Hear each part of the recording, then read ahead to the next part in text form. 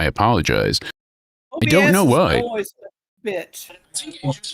Yeah, we're coming through now. So my OBS, my XSplit froze when it went ahead and launched.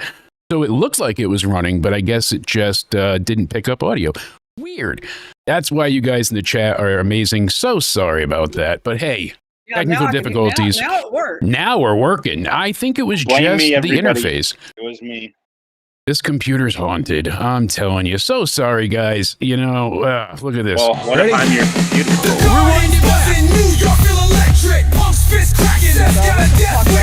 It reminds me of the video Hey, game you saw the chat. There we go. All right, now we're here, folks. Well, we started to say we were having a great night, talking about some news, talking about things. We're so sorry that it didn't go ahead and start off well, but now we're working. Look at that. JJ Hunter spoke too soon. He was waiting for a review, in a real review, he said. You know, a real review show. Review? And what does he get? He gets into this with no audio. So that's going to have to be clipped and, perfected later on. God damn it. All right. We got it fixed. At least we got it fixed. At least we didn't go the whole show now talking to people hearing us. But thank you, folks, for letting us know. That's the boss Hazza in the chat. Thank you, sir. It was coming through with the echo on my end, the mic monitoring was working. I think it just wasn't broadcasting weird enough. I've never seen that before, but hey, the fun with live streams, right? At least when we record stuff, I can hear myself. See, everything's good to go. So as I was saying, we'll get into the NXT review. I'm joined by Cody. We've got the lovely Liz here. And we were just discussing quickly that CM Punk is going to be gone for a little bit. He actually has some prior obligations that were baked into his contract. So funny enough, yeah, he's going to be gone. Cody, your favorite male and female wrestlers are going to be gone for a little bit. And so are we not getting the Roman and CM Punk tag team at Backlash? I don't think so. I don't think that's going to be happening possibly till SummerSlam. They might be pushing that out for a while. He's currently trying to petition for a third season of Heels. Now, I love Stephen Amell. I loved him in Arrow. Right? That could not have made me happier to hear. He has just been extremely exciting. And overall, he's a great actor. He's done great things in the wrestling industry, telling a great story on Heels about, a brother's rivalry and how it developed. And the way they left off with season 2 cannot be the end. So I appreciate him petitioning for that. That ending left you on a giant cliffhanger. Absolutely. So that was so heartbreaking when Starz announced they weren't going to have another season. And then from there, we heard possibilities, and then it just got more and more delayed, and then nothing, and time went on. So I know so many people are going to be extremely excited. I actually binge watched the whole show, and I was like going, that's it? I know. That's all? That's how it ends. So no spoilers, but yes. Every time I see Stephen Amell in the crowd, I'm like, yo, give me season 3, bro. Absolutely. I don't know, Cody, if you've seen it at all, but it is excellent. I highly suggest everyone see it. Yeah, it's now that it's on Netflix, you have to check it out. Yeah, that's how I watched it. I watched it on Netflix. Absolutely. I was watching it week to week when it came out at first. My buddy Patrick, him and I would talk about the episodes, and hearing Punk now is going to be gone for a little while. He's gone for a week or two here or there, but he said that he has pre-existing relationships and projects that are grandfathered into his contract. So basically, he says, I do Monday Night Raw live every Netflix, on every week. But if I need to dip out for a few weeks to shoot an independent film, I can always do that. We're petitioning Netflix to do a third season of Heels. Amazing. He says, I have 2 projects coming down the line that I'm very excited about. One is a TV show revival that will air on Sci-Fi, so I'm excited to see what they're bringing back there. And another one is a fun movie called Night Patrol.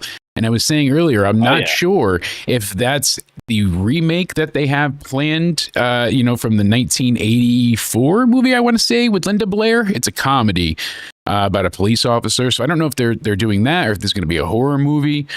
Punk, he did a great job in that one movie. I think it was like The Girl on the Third Floor, I want to say. I'm trying to recall the name of I it. don't really watch Yes, a lot of girl horror movies, on the so I third don't floor. know.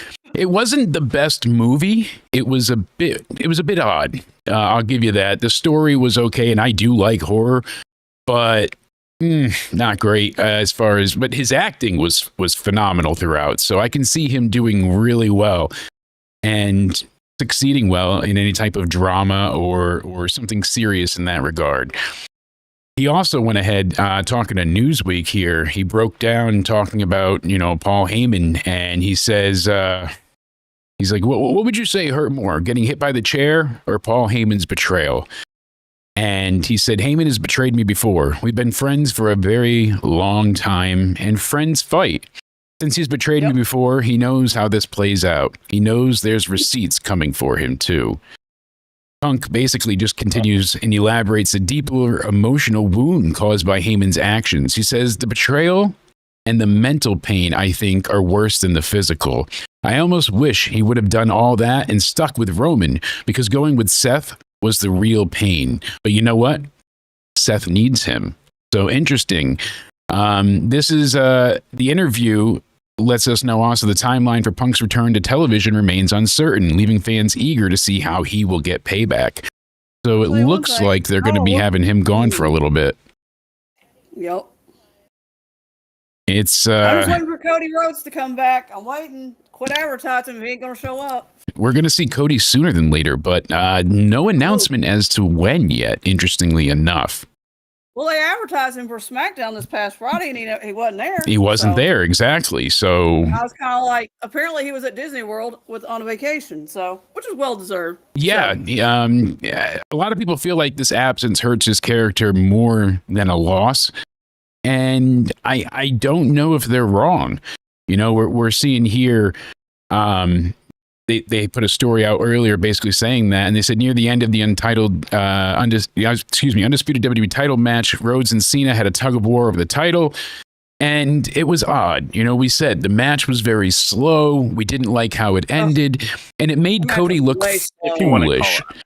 I mean, this man attacked you at the Elimination Chamber to the point where they busted your eardrum open and made you bleed. And you're not willing to take the title and hit him? But yet AJ Styles did less to you. All he did was basically say he was going to retire. Right? Who's they? Apparently The Rock. The Rock and I know The Rock had no part, but Travis Scott is the they. So we are going to get a tag match with Cena and Travis Scott at some point. Apparently, it's either going to be at Saturday night's main event or SummerSlam. Either which way. Hopefully, Saturday night's main event. I heard it's going to be like John Cena and Travis Scott versus like Cody Rhodes and Bad Bunny, right? That seems to be the rumored plan at this point in time. And with The Rock making his disappearance since the Chamber, I mean, they need another big name. I don't want to see him again. So now you look at Cody I and like you go, him when he's there, but he ruins everything because he's the centerpiece of a story. I don't get it. Everybody's when like, he's there, it's good. Yeah, absolutely. Centerpiece of a story, then he ruins everything by not showing up. Exactly. He decides it's time to exact and extract my revenge. Ruined the biggest heel turn of all time. Thank you so much. Looking good. That's right. Tonight we're coming to you live and in 4K. I don't know if you want to see my face in that resolution, but we are coming to you super loud and crystal clear. So Liv Morgan.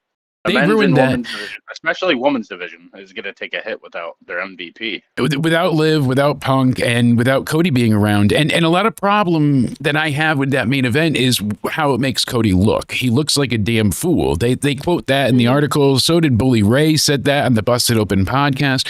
Because we saw, I was like, "You're making Cody. You're making your." You made a great point. Face of the company look like a dumbass. Exactly. We saw this happen at Mania, and it's like Cody couldn't have found the grit to do so. That, though. 3 other top stars in the company are all going to be out at the same time. Well, you know what? I think they'll manage, and that's why they have, Pat McAfee doing a thing against Gunther. They're trying to utilize other talent that maybe don't always get the chance. I think that's going to be a low-key banger.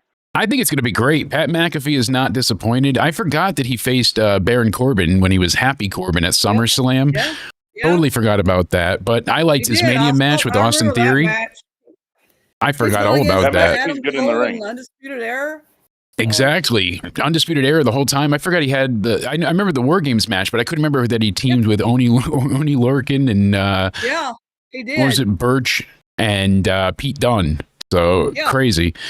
But here's the thing with Cody. I remember him back at that, I think it was Backlash where they did the I Quit match, him and AJ. And AJ says, I quit. And then Cody follows through and hits him in the head anyways. He follows through and still hits him with the stairs after he said, I quit. Cody had that grit. He had that grit many times. We saw it. He put his body on the line in front of you, Liz, at Bad Blood. He even gave Roman the little salute as he went ahead and did that dive. Jumped onto a table. It's like, see ya. Cody has balls. He has grit. He has passion. And now he couldn't use the title to take down Cena. Why? I don't know. I mean, because he's his hero. Maybe there's more to this maybe there's more to this that we don't know about. I don't know. There was more to putting down your hero, though. Exactly. There was more to it, though, than just not using it made him look weak. It was more than just I could see him maybe being unable to pin John at first for the 3 count and being, it's Mania. Well, maybe I'm a little, but in my opinion, they should have done the heel turn at Mania. But that's just what I think. They were going to. Yeah, if Rock wasn't going to be a part of this, they should have done the heel turn at Mania. Would have been a lot perfect, and I think my idea would have been a lot better, especially when they're doing the Seth Rollins, Braun Breaker, Paul Heyman faction. They could have had John Cena being in an alliance with them and leading that faction.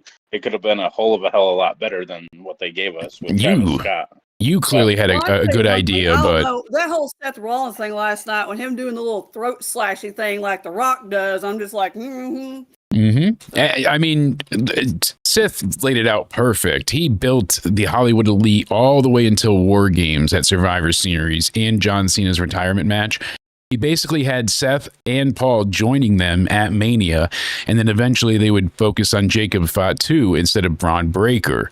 So I see where he was going with it. And again, still, I want to talk more about his ideas in the future. I want to make that into its own video. But the way he laid it out, really compelling. And I am worried with the short build to Backlash.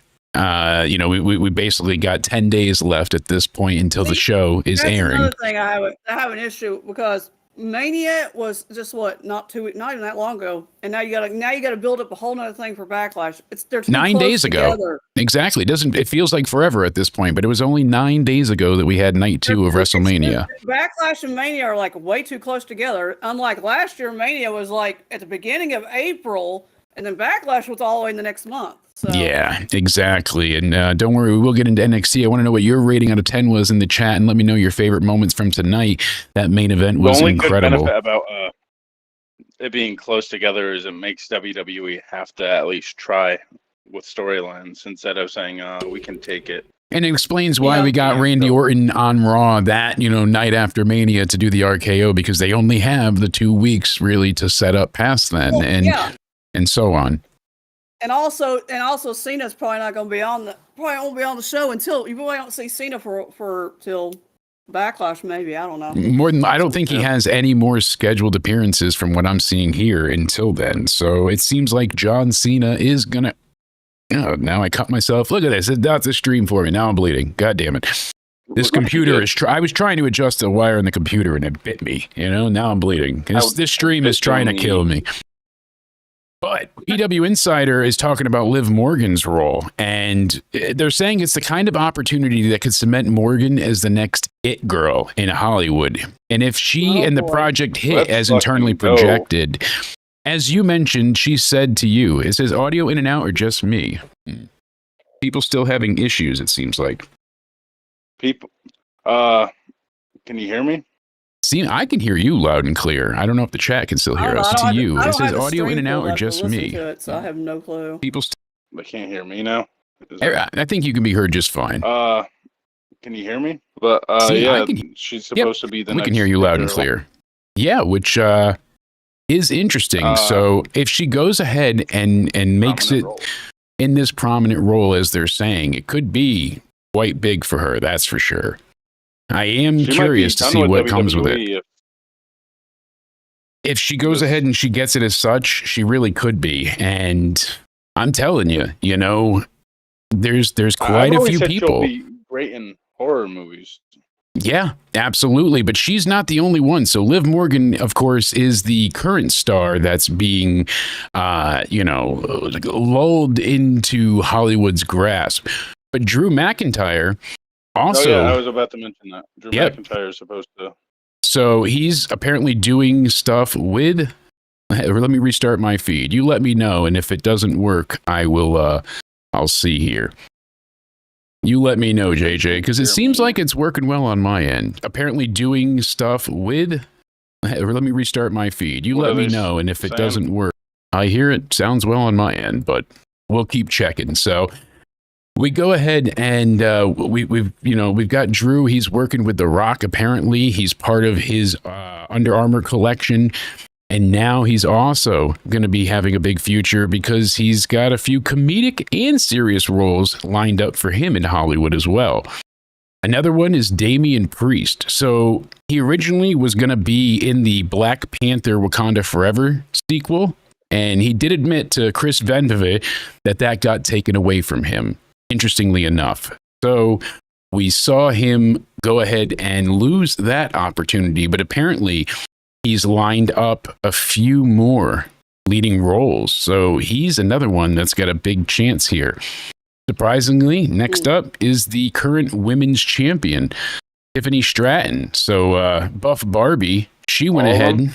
She's being sought out to be basically a supporting role in a movie coming up. Same with Alexa Bliss. So she's also being currently advertised to star in a few roles herself, which is interesting because Alexa's another one that would be great with horror, just like Liv. Yeah, JJ, let me know how it sounds in the chat, please. But also, we went ahead and saw on Raw this week, and I missed this actually watching it. So when Logan Paul was backstage, there was a few glitches on the screen. Yeah, I missed it. And apparently the glitch itself said Alexa at the top of the image, interestingly enough. I missed that too. Oh. I saw it as soon as Logan walked past that sign. I was like, what the heck is that sign glitching for? I was like, what? I paused the TV and I was like, yeah, that's what we saw here. You're high, so you just don't. Give me 1 second, you two. Yeah, it says, you can see it. It says it says AL. Let me not bleed out all over my computer. So, as I drip blood down it's making it censored. So, chat. Yes, says Alexa, I believe that this is going to lead back into the Wyatt Six, although I thought they were going to be on SmackDown. So, interestingly enough, seeing that maybe they are going to be, and it's just debuting their return. The Wyatt Six and the Judgment Day thing finally. That would be interesting too. They just need to get Alexa and Liv on the same page so that they could both be in the building and not be busy with other projects and outside outside Alexa things. Returns, Liv leaves. They're not. It's bleeding out over here. But Alexa, I missed that entirely. So it seems like they're building the return of the Wyatt Six. I like Alexa with the Wyatts, but I think she's best as the goddess, if you're asking me. I don't know if you agree with that or not. I think she does better as the goddess. I preferred her as that, honestly, but she went ahead and for a while, she started to work a little bit. I appreciated some of the therapy vignettes that she had. She looked creepy. Thinking about Liv, I thought she would have done better as like a Sister Abigail or whatever Alexa plays and Alexa does. I thought she would have done better in that kind of role. But maybe she might have, but it could have also. It kind of pigeonholed Alexa for a while. She was doing good with she did good in that Chucky series. She did when she made her appearance on there. They did like a little reality show version of it, and Chucky ends up killing her in the end. That was Liv's goal. That's what she wanted. She wanted to go ahead and have herself be destroyed. So she got decimated by Chucky, cut up into 1,000 pieces. It was fun to watch. I had watched the first. By Chucky. Yeah, I watched the first 2 seasons of that series. Eventually, I'll finish it up at some point, but it was fun. They did a good job with it. It got a little zany and crazy at one point, but just zany and crazy enough to fit with the Wyatt Six, because Bo Dallas, Uncle Howdy, he's been sidelined with an injury. He was supposed to be returning on the road to WrestleMania. Bo Dallas, that didn't happen. Yeah, Bo Dallas. So they took out the entire group, which I get because he's the leader. He's the leader, yeah. But couldn't they have just not had him wrestle since he is the leader and had the other guys? You know, there's like on like some sort of rocking chair like Bray did and stuff like that. Yeah, there's more. There's more of you. There's more of them. That's exactly it. They kind of dropped the ball on them. I was like, no doubt about it. So sadly enough, we've not seen them on our TV for quite some time now. And Alexa, we've not seen. They're doing Alexa Bliss and Nikki Cross versus Liv and Raquel. I imagine so. It looks to be like she'll definitely be back in the group. We're gonna let them keep that tag titles because Liv probably won't be back until like what were we estimating, like July, beginning of July? We're thinking about 2 months, yeah. So we're heading into May. So May and June. You figure the beginning of July, because we've heard about 8 weeks for her to film. Tag titles, though. Exactly, and that's the risky part. And I thought they were originally going to say like, "Oh no, Liv, you have to do double duty like they did to Dominic," but not the case. So if they're not going to they've been all over the place though. They've been doing great, being on different brands. Dominic Mysterio. That's going to be a hell of a match, especially as a first title defense, essentially for Dom. I'm excited. I don't know if we're going to get that in Backlash. And knows. Hey, you're gonna get us in trouble. I can. All right, not you. You're the one that's limited. So, but Maybe yeah, Cody comes back at Backlash. Could be interesting. You know, they also have offers out for Jade Cargill. Obviously, there's always that Storm role hanging over her heads, but also as well, another person being offered apparently a different Marvel role is Cody Rhodes. Oh, so that's another one. That's good promotion for WWE, though. All their great promotion, but to have all these top stars keep leaving is a bit risky. So the more they build up talent, it seems like, you know, that was Vince's worry about creating stars for a while. They would build them up and then they'd go on to bigger things, the Batista effect. Because what's happening on SmackDown right now is you're going to have, with Cena not being there and he's your champion on that show, you're going to have to, the main event scene is probably going to be the U.S. title because Cena ain't going to be there. No, Cena has 26 dates left. So yes, indeed, my friend. Thank you. We should still be here. So we'll see you shortly. If not, we will catch you. More of my thoughts on more rumors and news, all that. Absolutely. We appreciate it. Make sure you check out Cody's information down below in the description box. You can find him on Twitter at Judgment Day Era and then on Instagram at Cody_Aniti316. That's where he does all his Judgment Day related stuff. Yes. Apparently, we're not done seeing Charlotte, but she did tell Tiffany Stratton after Mania, "Hey, good job. I'm proud of you. Everything's good." Oh, so that's good to hear, but, you know, apparently for Seth Rollins' new stable, they do have plans going forward. Fightful's saying that the stable wasn't intended to draw any comparisons to group of the past, and the hopes are this group will eventually be one future stables are compared to. They said that appears there might be some bad news on the fourth member of the faction front, though. Sean Ross Sapp is saying that internal working plans for this group is just to be Rollins, Heyman, and Breaker without any additions, at least for the time being. So I guess Becky doesn't factor into their plans as well as anyone else at this point in time. Becky's got Lyra Valkyrie to deal with now, so Becky's going to go ahead, get the title, and then Bayley and Becky are going to feud over that title. And Lyra, Bayley and Becky all over again. So many people have reached out and said the same thing. Lyra really had a chance to get, you know, the audience on her side. Instead, she seemed and sounded nervous. And the way, I don't know, she kind of felt set up a little bit with Becky. But the way it all breaks down, it again feels like, Becky, that's not going to work for her, brother. The four horsewomen come back in. They get right into some title contention to make everything about them. And well, yeah, hard to order against that. But she's also a very big star. He's like, well, y'all want to know who attacked Bayley? And I'm sitting there thinking, well, obviously you did. Exactly. So they really just kind of played all their cards with that one. I was kind of expecting that to play out a little bit longer of a whodunit, but no mystery. It was Becky. It was very straightforward. She wanted to be there at Mania. I was obvious as Becky. I said, there ain't no way. There's nobody else that it could have been. Becky did a good job too.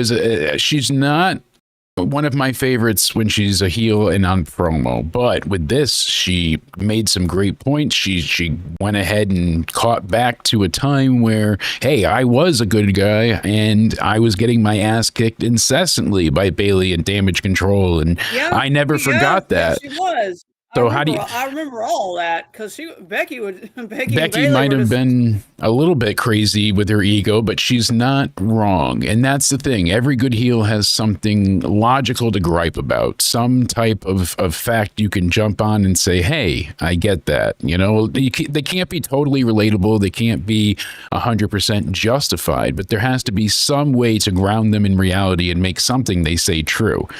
So for the rest of her issues, hey, it didn't work out. You know, she went nuts with her ego, had to be the star at WrestleMania to the point where she said, I got to go ahead and take Bayley out.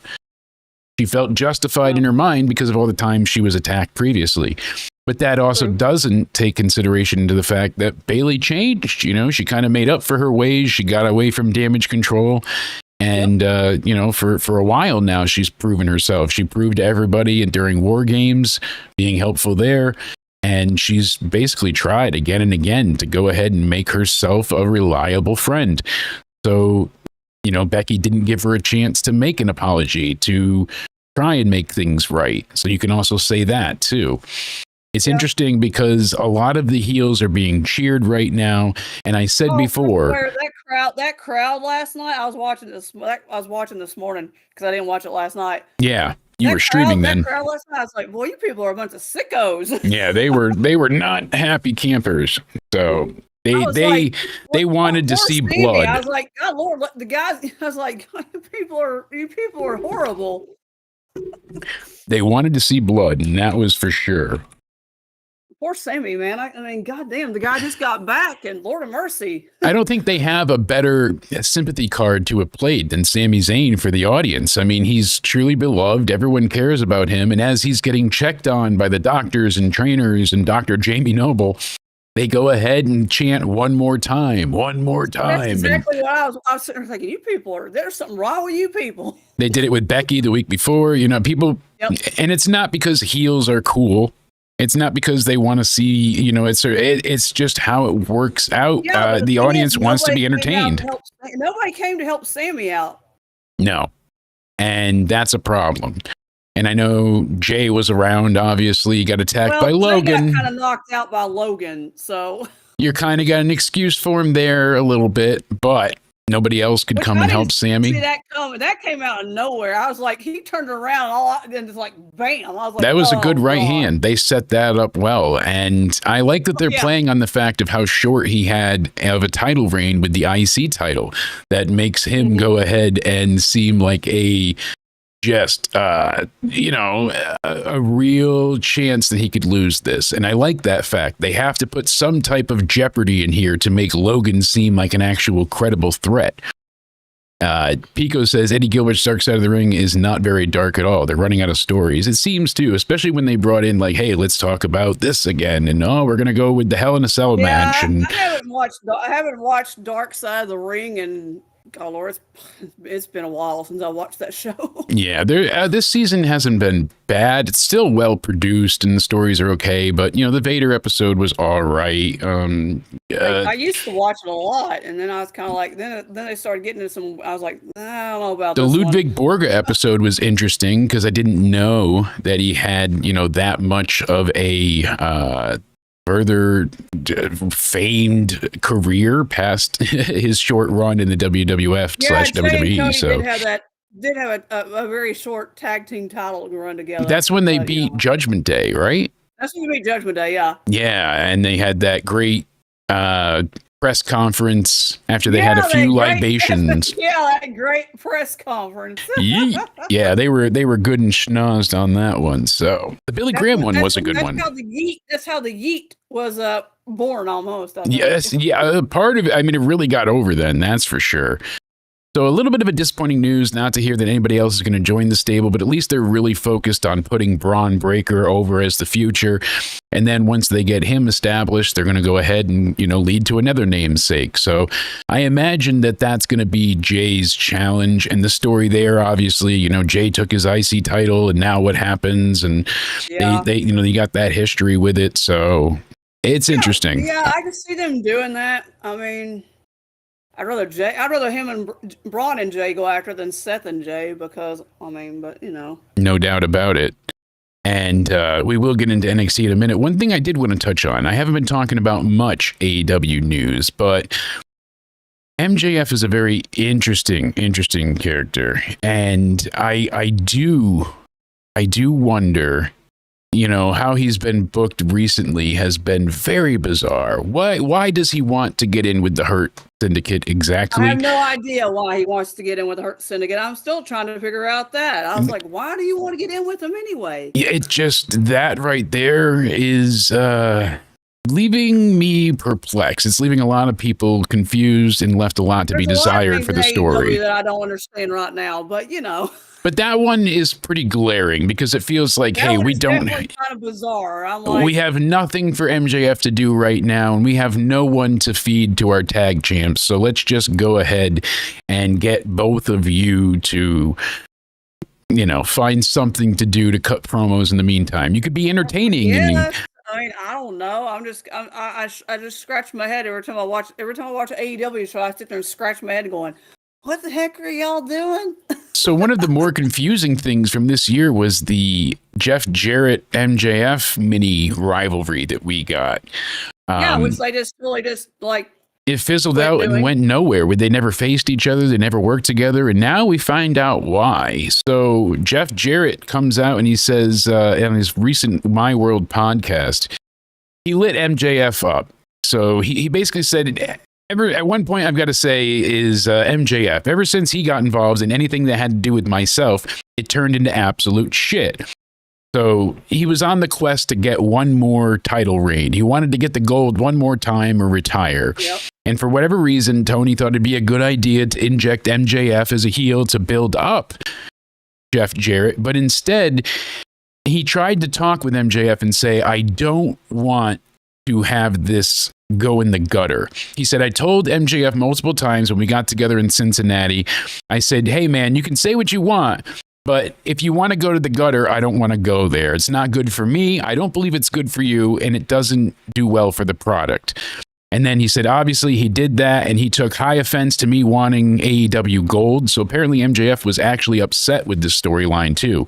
So him and all of the insults that he slung at Jarrett were not scripted, and were basically asked to not be so personal, and he went there anyways. So he said, I couldn't even say I worked with MJF because I never worked with him. I just spoke with him. He said, had I been involved with it, maybe on a certain level, I would really take a step back and say he leaves everyone worse than where they started, being associated on any level. I think he's toxic, selfish, and I think he's got a boatload of talent, but I don't think he's good for my career on any level. I don't think he was. He said, I think he got me off on the wrong track a couple of times on different avenues. And he's not, I don't think he's wrong there yet. He's got a point. Think about everything that MJF has done for quite a while now, up to where he came back and they did that face turn before the Devil storyline. Anything that he was involved in really turned to shit. And I mean, you could say it before that with the Pinnacle, with him and Jericho and the dinner debonair nonsense. I watched Collision from this past weekend, and all of a sudden Jarrett and all his gang show up on the Collision. I'm like, well, where the hell have you guys been?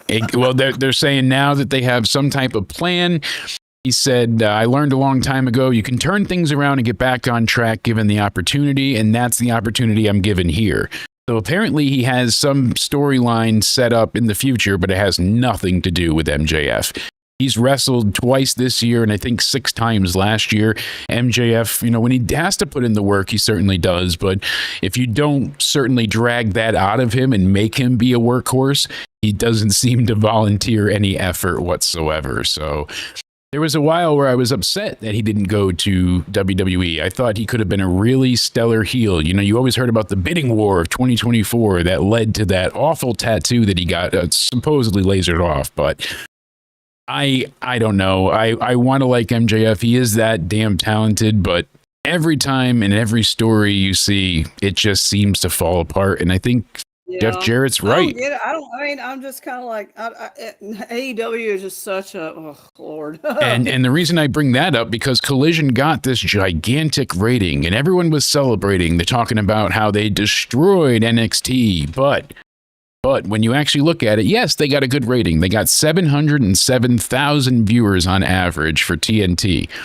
And when you look at it, though, their demo was only a 0.21. Raw is getting a 0.51 to 0.8, you know, at times. Yeah.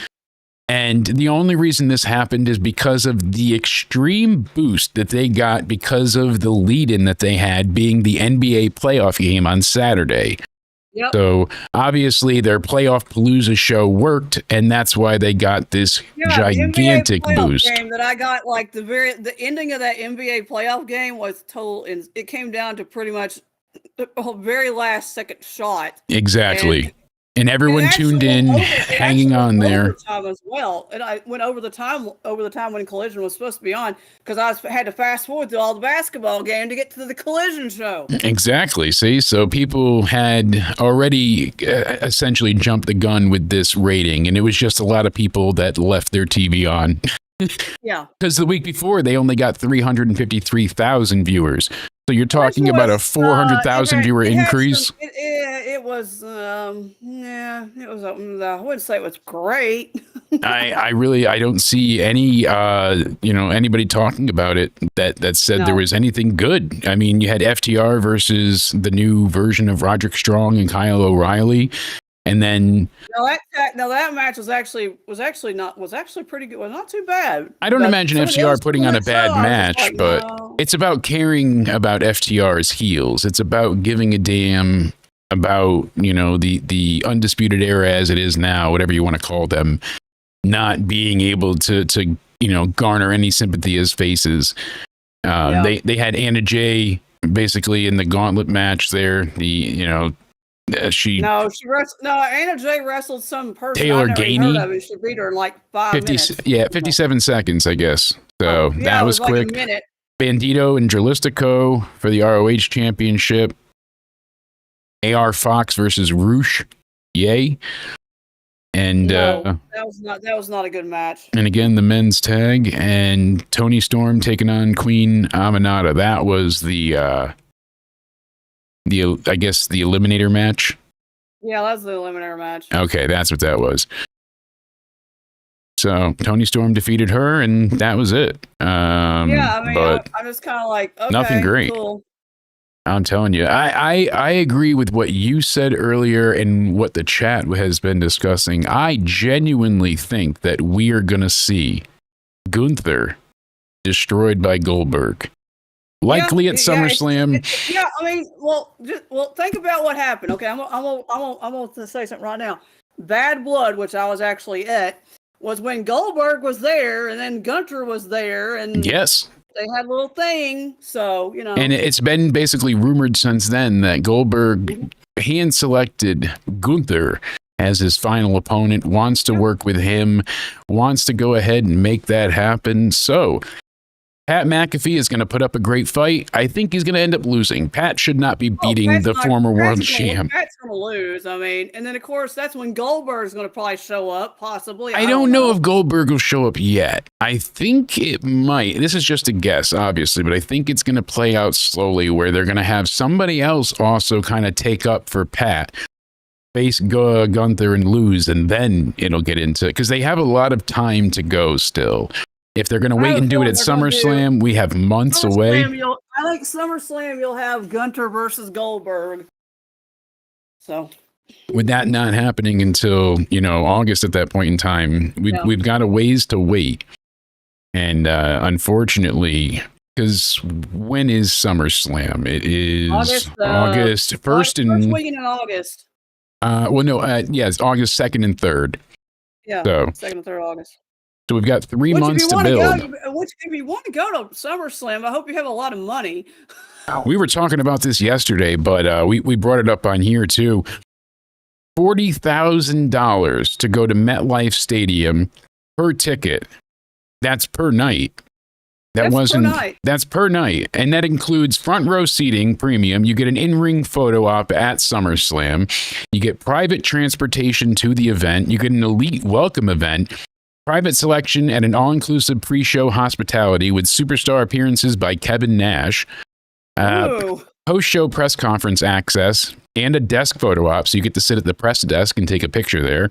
You get tickets to both nights of SummerSlam for this package. Tickets to SmackDown and Raw as well on 8/1 and 8/4.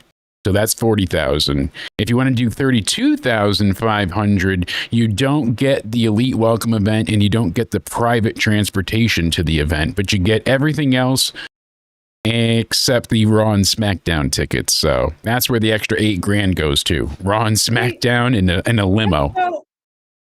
I saw that on Twitter and I was like, I'm looking at that and I'm thinking to myself, are you serious? $40,000 for per ticket?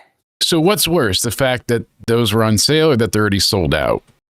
That they're already sold out. Yeah, so people are spending the money for this, and you have to have throwaway money. But I mentioned it to Seth, I mentioned it to so many people now. They have fully priced out entire families from going. They used to have packages where people could go ahead and, they could buy them, the family 4-pack. You get a discount. Maybe it's not the best seat in the house, but you're there. I wish I still had my how much it cost for my travel package I bought when I went to Mania in 2017 because I wish I still had the receipt on how much it cost because it was a whole lot cheaper back then. No doubts. Yes, 2 belts DeMarco still here, Mohammed. I appreciate it. But we priced it out, and I think it was like $1,200, for if you just do the one flight there and the ticket for Mania, and you also took the stuff home. I don't have any intentions of going to New Jersey.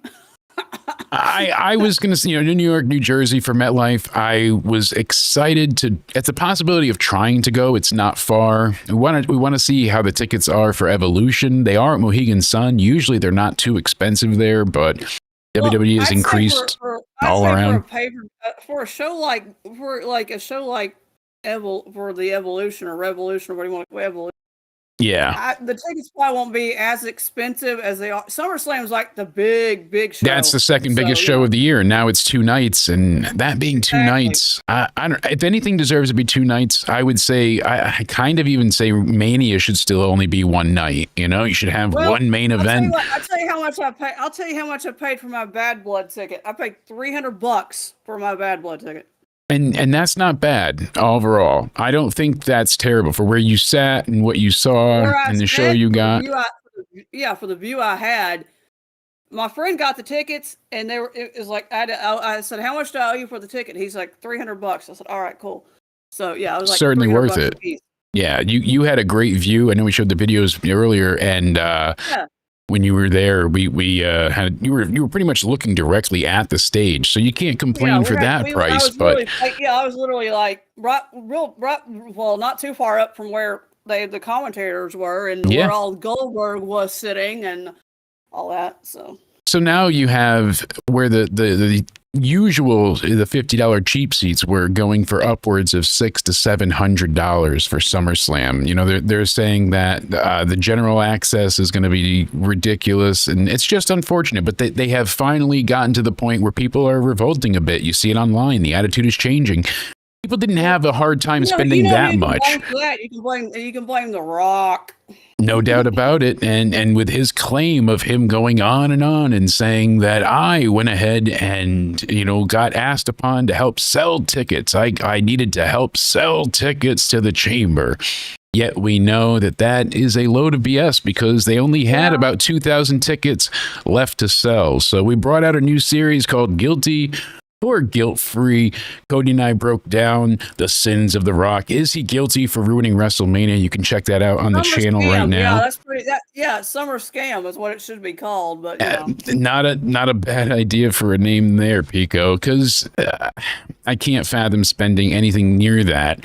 And like I said, I don't even have that kind of. I would not for summers. If it's well, I wouldn't personally. It cost me a whole lot more because I had to fly from here, fly from all the way down here, all the way up to New Jersey. Yeah. So then you got to worry about not just travel, but where you're staying, lodging, food, etc. Hotel, gotta have airfare, hotel, food. People didn't mind spending that much on Mania because it was WrestleMania, but now that it's creeping into other shows and they're getting kind of a taste of what the overseas audience was dealing with for Clash at the Castle and Backlash and these shows where they're charging astronomical prices for just a short 5-match premium live event. The people overseas, that's why they broke gate records every single time, because they're charging the most they ever have. It's greed from TKO's end. As we said before, it used to be, and you shouldn't even have to pay to meet the wrestlers when they're doing these events. It used to be that they would show up to dealerships, malls, all these type of things. And if you wanted to buy the 8x10 for them to sign, you could, but they would sign one thing for you, take a picture, all that kind of stuff. It was free. It was way to reciprocate for all the fans that do for them. The fans, they buy their tickets, they buy their merch. This was a way to give it back. And now, most of these autograph sessions, you have to buy tickets for in advance, and they're hundreds of dollars. And granted, it's to each their own. If you want, if it means that much to you, certainly you can put the value there. But I have a hard time justifying the cost when you're paying already for everything to support them. So it is a bit of a worry, and it seems like they're pricing out fans left and right, and you're going to see shows start to look empty again, tarped off, if they don't go ahead and kind of curtail this down. I agree. So I mean, I'm going to SmackDown here at the next month. Well, next month. Next month, you've got the possibility of John Cena. Wasn't he announced for that show? Yeah, he's announced for that show, so I was like, "Oh, great! I have to listen to his sorry ass talk." That's one of the 26 dates, and as we know, cards subject to change. Just like Cody not showing, we'll see if he shows up then. I imagine Cena will be there when advertised, but yeah, he'll probably be there. I don't know what he's going. I mean, that's after that. Let's see. That's imagine. Imagine Cena and Orton. After Backlash. Exactly. Imagine Cena and Orton, and they get injured at Backlash. Now what happens? Now Cena's out for the rest of the year as he's retiring. Yeah.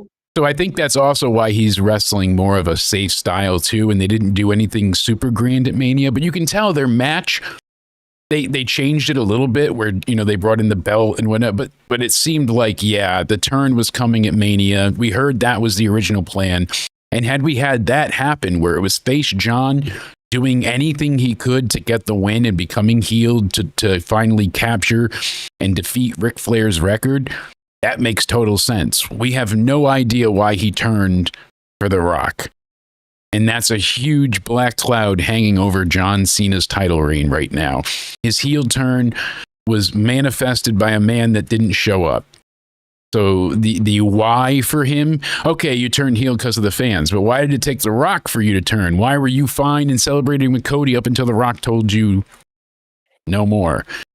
So it doesn't make a great deal of sense. The WrestleMania, Raw After WrestleMania edition actually drew 3.6 million global views, which is up from 2.9 the episode before. They actually charted 5th overall as they were 9th the week before. So a good bit of momentum coming out of WrestleMania for Netflix. I'm sure they're excited with those numbers, but all in all, we've got to see if Cena, if he incorporates that 7th move. He did add for a while that's rare 6th move, the spinning back fist finisher there. Exactly. You would spend $8 as a kid. I used to go to the New Haven Coliseum, and I remember seeing Undertaker and Mick Foley kill each other. I think it was 96 in the New Haven Coliseum at Raw.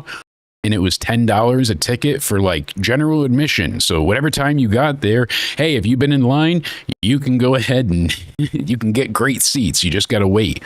I love those times, but alas, and wrestling started out as a alternative to rich entertainment. It was a way for carnies to get people to come and spend their money that weren't entertained other ways by, theater and things that, the common folk couldn't afford. So they're really going against their roots now, aren't they, Liz?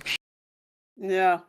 That's for sure. So it was a great... I'll tell you one thing. I'm glad I went to WrestleMania when I did. No doubt about it. Because I don't think I'll get to another one unless it's in Nashville, unless they have it in Nashville where I can just literally drive up there it's only like a 2-hour drive up there. So. And yeah, Cena Rock 3. Ooh, that could be that would be interesting. God. Had they actually kept The Rock involved and he was still doing things, we could have a difference of opinion, or him and John could have had an out and then they could face each other. That would have worked well. That would sell seats, but seems like Rock not willing to play ball. So, no. All in all, I'm excited to see where it goes with Cena, but I'm not as excited as I could be. And there's just it is that, like I said, that black cloud. Do you remember what happened between the Rumble and Chamber? No one does. No. Just forget about it. Exactly. So it doesn't exist. It doesn't, not anymore. The time has faded away. So we just got to keep it out of our minds and out of our memory. They're going to do the neuralizer from Men in Black and just erase us all. God. Tonight we had a great episode of NXT, though, from Orlando, Florida, the Performance Center. So live, April 29th, 2025. This is your NXT TV review. I know we said we got into some of the news earlier. Usually we do the NXT and then we get into the news, but we had to move it around. And since I started off as a mute idiot, what are we going to do? Say his name, Liz, he appears. Say his name. Yep. We got Joe Hendry right off the bat, and I love this man. He cuts great promos, and the more he gets to be confident as a champion, the better he does. He sounded great on the mic here, and he sounded convincing as well. So he talked about, everything that happened at WrestleMania, and then defending his TNA title against two men at Rebellion. And then he gets jumped by Trick. And the audience starts to chant, "Whoop that Trick." I like it. Oh, yeah, man. Yep.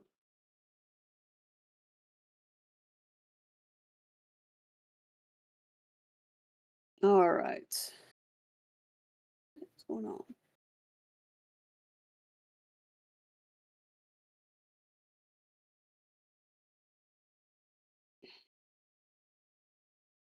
No. Now I can't hear him. You can blame everybody but the NXT champion, And it's funny. We went ahead and we see him go ahead and he says, "We believe we've got the TNA champion defending against two men at Rebellion." He brought up, like he said, he's like, "You jumped me after the show." And as the audience chanted, "Whoop that Trick," he said, "Don't worry, I will whoop that Trick." We went ahead and we had him continue by saying, you get the audience chanting, "We believe." He blames everyone but himself for not being honest with the NXT champion. He's like, you know, Oba's not just going to give you another title shot. So you went after me instead. He's like, "I'm an entertainer, but I also have an antagonistic side, much like you. And I'm not going to fall for the deception." He's like, "You're saying my name and I'm just going to keep up here and I hope you get your ass out here." So he's trying to invoke Trick, but instead the lights go out and Dark State appears. They come in from the crowd. They do the pop-up Shield powerbomb, I guess we'll call it. Yeah. Another Shield light faction, but I've enjoyed them so far. Interesting to see. Too bad. I like how they set this up for a 6-man tag with Hank and Tank next week. They had a fun segment in the back that we'll review when we get there, but Joe Hendry is really the true embodiment of a champion. He's working double time, if not triple time. He's been on the main roster at Mania. He was at everything over the weekend for Mania the week before. He's been doing the interviews. He's basically offered a title shot to Mike Santana. And so we're going to see if that ever comes to existence on TNA. But he's all over the place, and I couldn't be more happy. But it's not like you're asking, well, what direction is he going in? He's going up. His stock is raised immensely. The fans love him. It's a great gimmick. And I like that he's not just an entrance. He's not, he's exciting in the ring. He can cut impassioned promos. He made great sense. He gets the crowd rocking. I really like it, and he's working hard for it. So they started off hot. I like that Dark State goes ahead and gets involved here, so it keeps him and Trick separated a bit longer. We can kind of build that feud a bit more while they go ahead and keep them busy with matches, and especially the matches we're going to get. I'm excited for it. You got the NXT Tag Champs teaming with the TNA Champion, Yep. Yeah. Honk it, big. Honk it, baby. I was waiting for the effect to play, but we'll go with it. Hi, kitty. Yeah, right. Just do the honk. My cat has decided to come want attention. So. There we go. Get Ishi over here. Then we had Ricky Saints taking on Lexus King for the North American Championship. It was supposed to be title for Cup, basically, but Lexus King lost it to Noam Dar the week before. So this was a great match. I obviously have been really happy that we've had Ricky Saints on our TV every step of the way since he's been hired at NXT. I can barely recall a week where he hasn't been featured in some regard. If he's not wrestling, he's cutting a promo, he's doing something, he's in our face. That's where I want him. Basically, Saints comes out with a huge missile dropkick early on, and they end up battling to the outside, and this is where you see Ricky go ahead and head into the crowd. He's making face love to this title, and he's got the crowd cheering him up, and that's when they cut to commercial. When we get back, they take each other out with great crossbodies. It was pretty cool. You see them both just collide into each other. Had to hurt. We got a great gust buster that led to a near fall from Lexus King. And eventually, though, it's basically tale as old as time. He dodges the sweet chin music, and then he ends up hitting him with the power slam. And he gets out of the tornado DDT, and he rolls up Saints for a near fall. But that's when he goes ahead and counters with a big tornado DDT, finally gets it, hits him with the Rochambeau, and Ricky Saints defeats Lexus King to retain the North American Championship. Really great opener, solid 8-minute match. Great to see that, I like Lexus King a lot. He's a good heel, and especially seeing Pillman develop more into this character. He acknowledges his father and his lineage, but he wants to make a name for himself. I appreciate what we're getting. It's a way to build up really good wins for Saints, make him a more and more credible champion. And he's a big deal already. He's only going to become a bigger deal. I know eventually he'll be NXT champion. He'll be called up. One of the things that I have been critical of is the call-ups in NXT, or from NXT, I should say. We used to be able to say, Vince is jealous of Triple H's success, or Vince doesn't like, that it's not his creative or his ideas.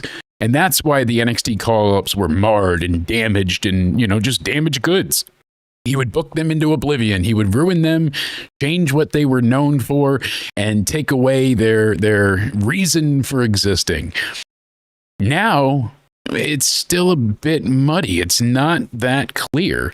We see people kind of come up, and we've gotten that a few times now. Look at Roxanne. She's been up since about before the Royal Rumble, and we've had her on Raw for a while now. But now I guess I read one report from SC Scoop saying, hey, these two, they're official call-ups now.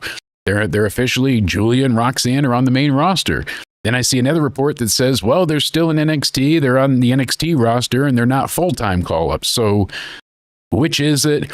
If they want to use them in both brands, okay, but it is odd to set up a new thing.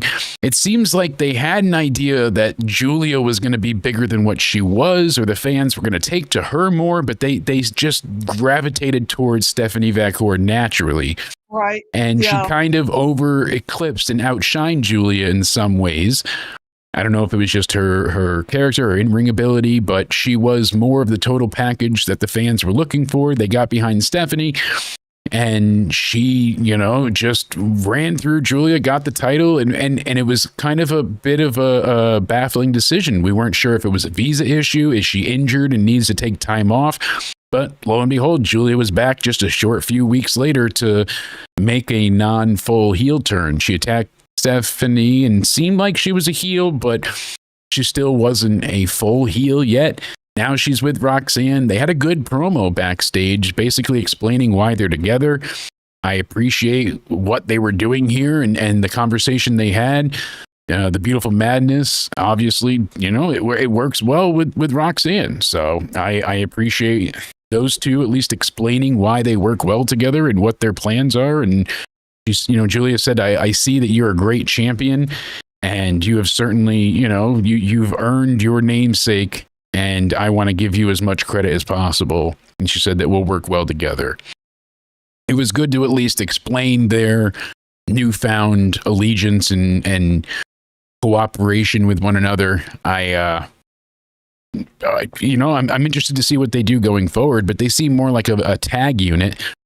So instead, we'll explain what's going to happen next week. But we did see Ava in the back as well. So she was talking to Io Sky, and she said, Io, I know you've had issues with Julia and Roxanne, and you have a tag match with them tonight to handle business. You just need to find a partner.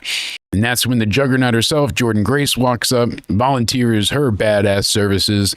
Io accepts. They go to shake hands. She squishes Io's hand, and she winces in pain. They end up high-fiving. And now we've got the juggernaut and the genius of the sky taking on Julia and Roxanne. So happy with that. I'm excited to see what they do going forward. When we came back, we've got Gigi and Tatum in the back, and they're basically just hanging out. And we see Ashanti come up, and he's basically starts to tell Carmen that, hey, I got you a match tonight. You need to go ahead and prepare. And if you beat Sol Ruca tonight in NXT, we get a title match next week. Not you, not I, we. So interesting to see what they were placing there. He called the other girls, losers, and she stood up for them. So we saw her already kind of, trying to put him in his place and standing up to him. But they were doing a good job, at least adding some story elements to the matches they had booked tonight, and also furthering some advancements going forward. One of the things I really enjoyed came up next. You see Sean Spears. He's in the back. He's talking to the Culling, and he's basically letting everybody know, hey, your failures, you need them because you need to learn from them, and you need to let your failures teach you. It's okay. He said, the women's roster is very deep, Izzy. You almost won that title, but now you need to find a way to stand out from the pack, and you need to do that by ripping the spotlight away from someone else and putting it on yourself. And then he told Jensen and Vance, he's like, you guys need to become more of a cohesive unit. You got to work together so you can face Hank and Tank and take those tag titles.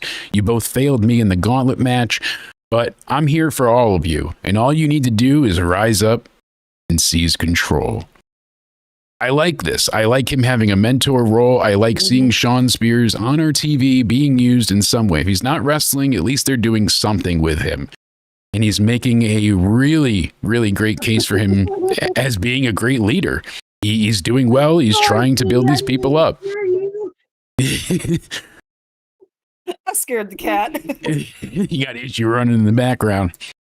No. He was sitting down. I kind of tapped him, and he was like, he's like jumped.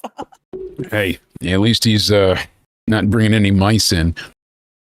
He's a strictly indoor cat. He doesn't go outside at all. Oh, I know, but mine didn't either, and still found a way to bring some in. So you'll be surprised. Well, I don't have any mouse in the house. He likes to kill the bugs, though. So those two. Speaking of bugs, we finally got a word from Stax, the bug himself, that little bastard. Oh, yeah, that guy. That guy. So Tony D makes his entrance, and I hate how they always have these random, generic old men that are supposed to be mafia goons surround him. They're standing on the apron. It's like, whose grandfather and uncle did they borrow for this?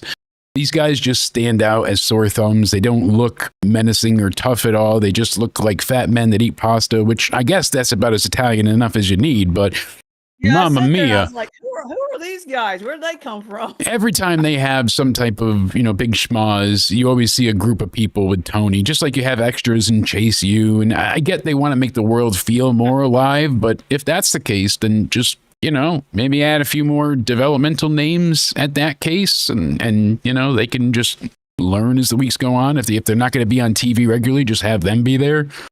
Whatever. Yep. So Tony could have really impassionate and good promo here. He went ahead and he's like, I didn't expect this. I didn't expect Stacks to betray me. I've given him the benefit of the doubt. And since he was a kid, he always pissed people off bigger than him. And I always had his back. And I know he wants to be a leader. And Stacks is always stepping in when I need him to. He was there for me. When I was locked up, when I was injured, when I was down and out, but I rewarded him for that. But Stacks is impulsive. He costs this family so much. And then I had to step in and show him the right way to do business. And he waited until Stand and Deliver, the biggest stage of them all, to take that knife and stab Tony in the back. And he's like, you're going to pay for your sins. He said, the family's in disarray. Rizzo's in hiding. Luca is missing, which is interesting. So it seems like Luca's definitely dead, as we saw with Stacks, Yeah. Luca Crucifino might be sleeping with the fishes.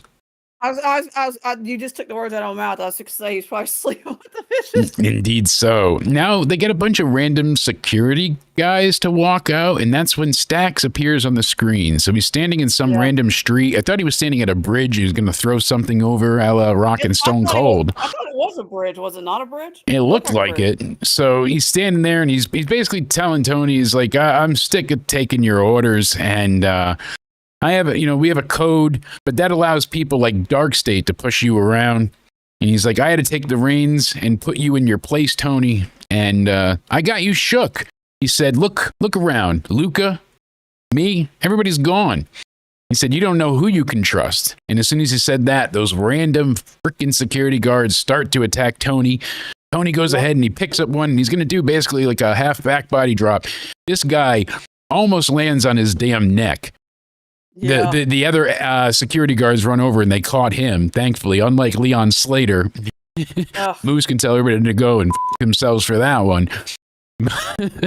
But basically, he grabs a mic. That Leon Slater, I was like, and when he jumped, I was like, is he alive?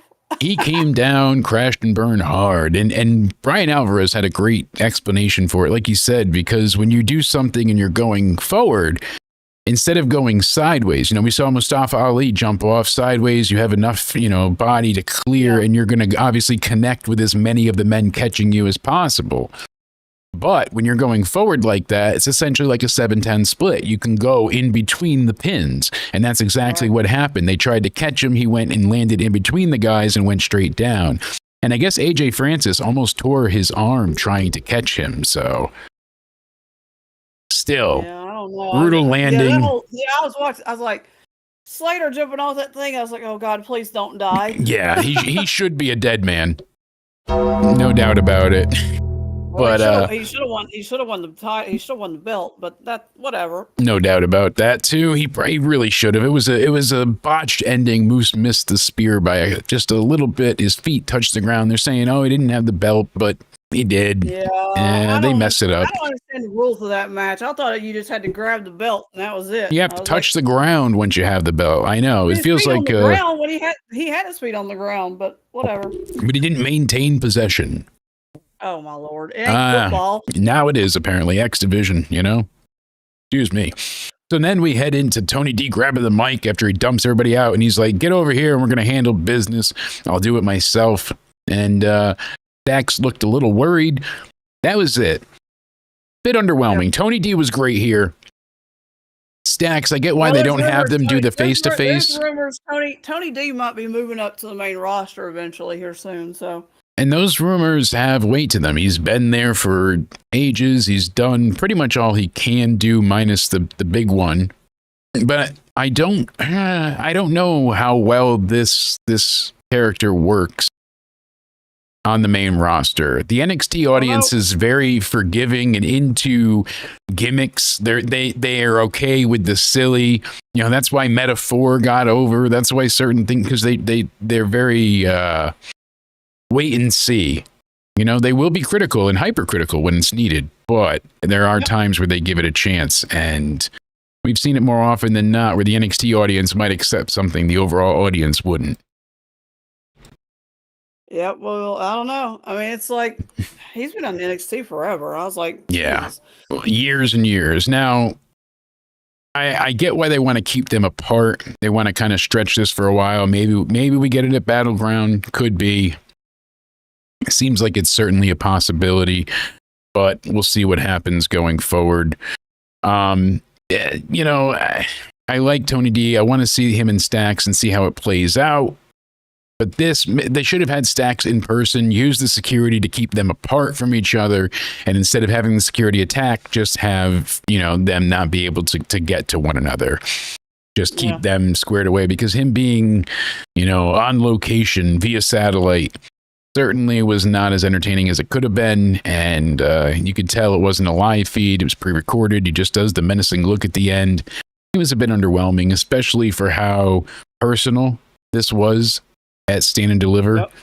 Again, not bad, but not exactly what I was hoping to see. So Noam Dar, Oro Mensah were backstage with Lash legend Jakara Jackson. So they're all congratulating Noam for making his way back and winning the cup. And Oro's like, oh, we want a big reunion, you know, and that's when Lash said that, no, Oro, you've been killing it in Evolve, and we've been killing it in the tag division, and we all need to do our own thing. You need to do it in Evolve. We need to do, you know, each of our own, you know, and that's why she's like, Jakara, you need to do things on your own too. So Noam says if we all have to go our separate ways, that's what it has to be. And they wiggle their fingers and do the little, and that's it, the Meta-4. And he grabs the Heritage Cup and he's like, it's just you and me again. So I was never crazy about the Meta-4. A lot of people, Spaz especially, really liked them. I never really got into the Meta-4 people. I didn't dislike them, but they were never one of my favorites. I didn't get excited and like, oh, great. They're good. A lot of people really enjoyed them. So it's interesting. A lot of people are thinking as well that this means Lash and Jakara are going to get called up. I don't think so. I think they're just going to have them do singles things, especially since they didn't give them a run with the tag titles on either TNA or WWE side. Maybe we finally get them to go ahead and really finally start doing something that wasn't him just, you know, wooing Alicia Fox and forgetting, you know, that he exists entirely on the Cruiserweight division. I mean, what did Noam Dar do? Nothing for a long time. So I guess the Meta-4 was better than not, but never really was that key or exciting to me. Speaking of exciting, though, now we got Sol Ruca and Zarya taking on Carmen Petrovic with Ashanti. This is a non-title match. If she wins this one, then we get to see Carmen Petrovic go ahead and get a title match next week. So does Ashanti, apparently from his proclamation before. So now when Sol comes out, she ends up having Zarya go between her legs and lift her up on her shoulders. Seem unexpected, but fun. Drops her off on the apron. She does her little entrance, you know, pose to everybody. I like these two working together. They tried to say that, you know, oh, Zarya's looking at the title a bit, you know, wandering eye-ish. Is it a menacing look? Or I don't want to see them split apart. I don't want to see these two become rivals. I like the idea that, hey, we had to face each other in the ladder match, but that was understandable. Now we're back to protecting each other. This was a very short match as well. Basically, you didn't get too much here. You had Carmen kick Sol and hit her with a big ground and pound. That got a quick near fall. And then again, she hit her with a big drop kick for another near fall.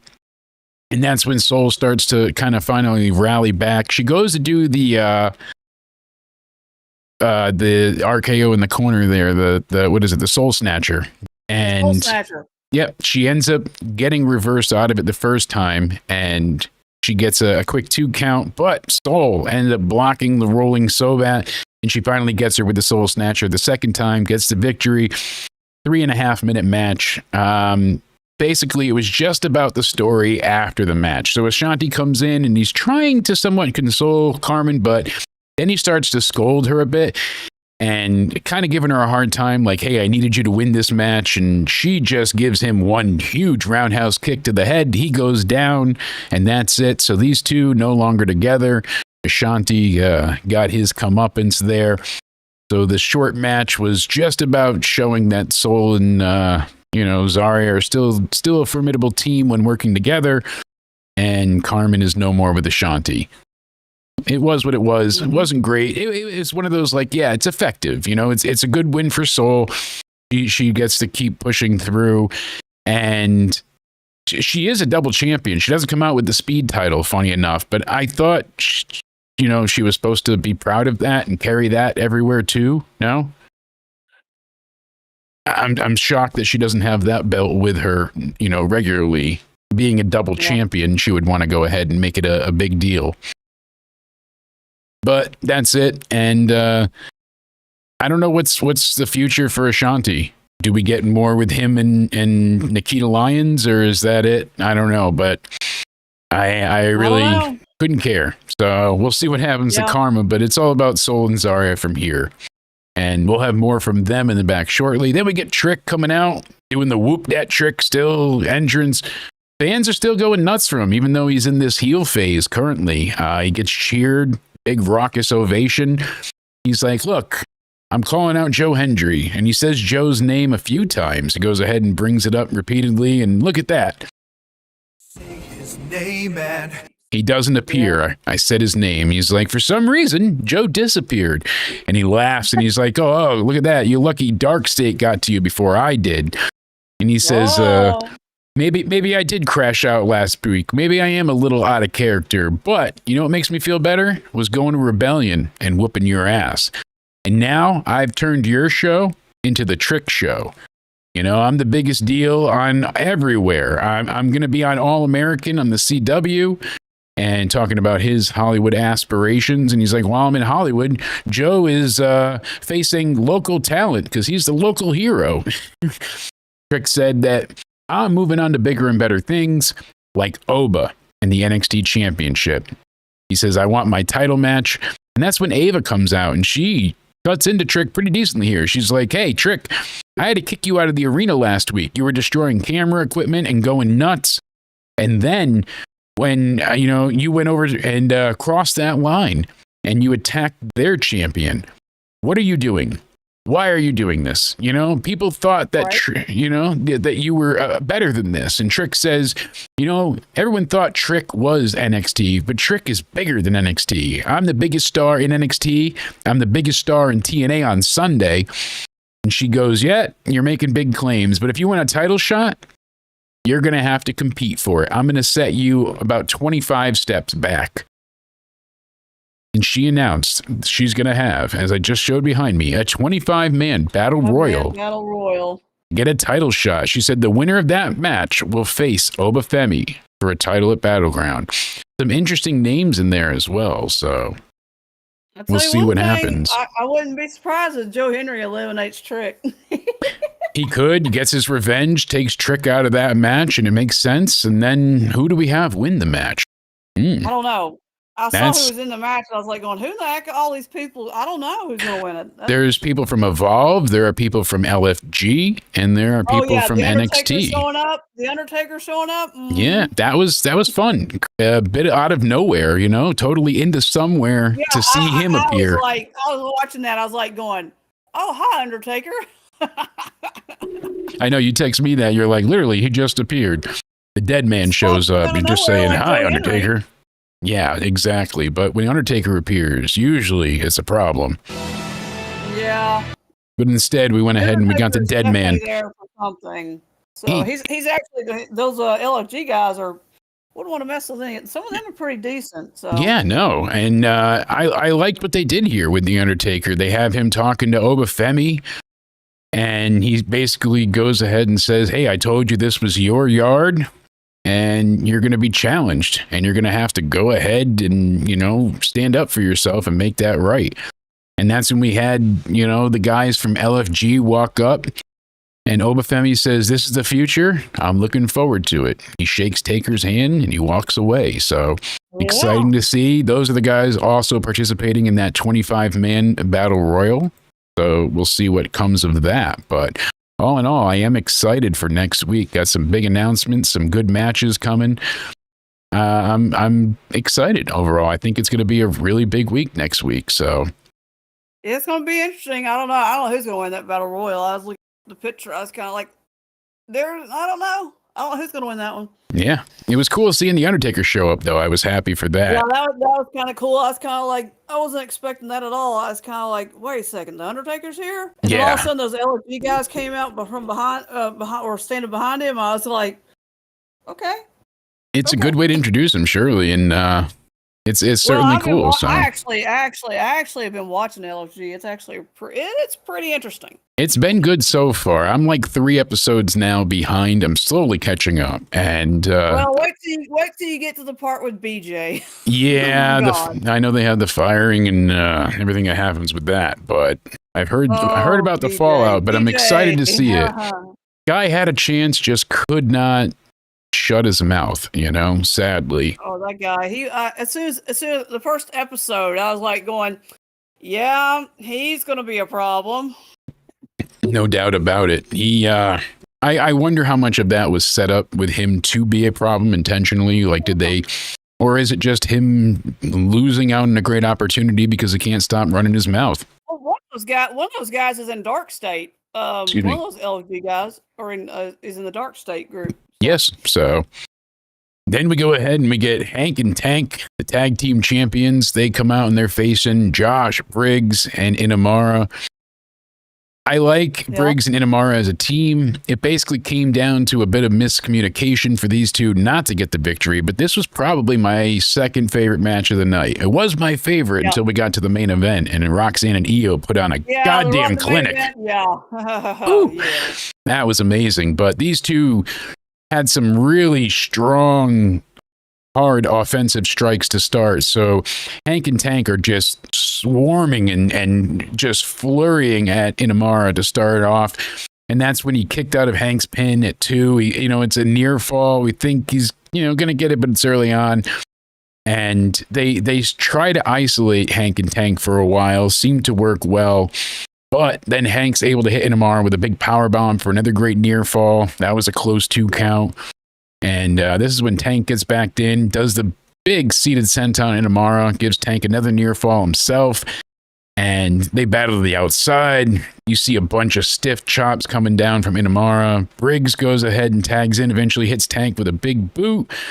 And they battle to the outside some more. Coming back after commercial, you see these two just still battling. Hank, he hits Inamara with a big, and I mean big, flying clothesline. And then Tank gets slammed on top of him. And that's when Briggs basically drags Hank to ringside and just blaze his big ass into those steel steps. Took a huge bump. That had to hurt. And you saw Briggs follow up with Tank, giving him a big choke slam in the ring. And that's when he hit Tank with a big clothesline. And I was like, oh, maybe they're going to try and, new champs here. But no, Tank hits his, Hank is able to break up the big frog splash pin.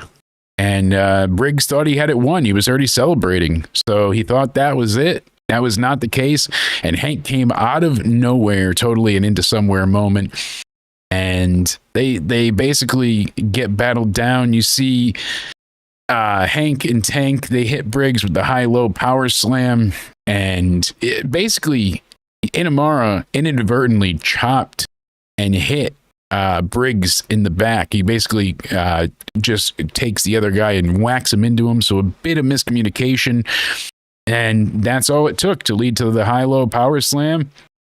Honk honk. They win again. Hank and Tank pick up a pinfall win.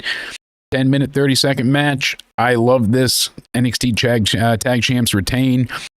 Ton of fun. These guys, they hit hard. They move fast. They have a ton of adrenaline and energy, and they just don't stop. Every second they're there, they are constantly battling. If one's down on the outside, the other one is continually fighting. I like that they keep the intensity high and the action, just really, really high-paced. So these guys have a really stellar run so far. First successful defense. Let's see where they can go with these NXT tag titles. Yep. Let's see what they do. Absolutely. Then we got most of the No Quarter Catch crew in the back. Obviously, Charlie Dempsey isn't there. You mean Orton's twin, right? Yes, Miles Bourne. Danny didn't realize that, obviously he's deaf at first. So she's looking and I'm like, she hears him speaking and I'm like, he's deaf. She's like, oh, all right. She was like, what am I? I was like, yep, you pick it up.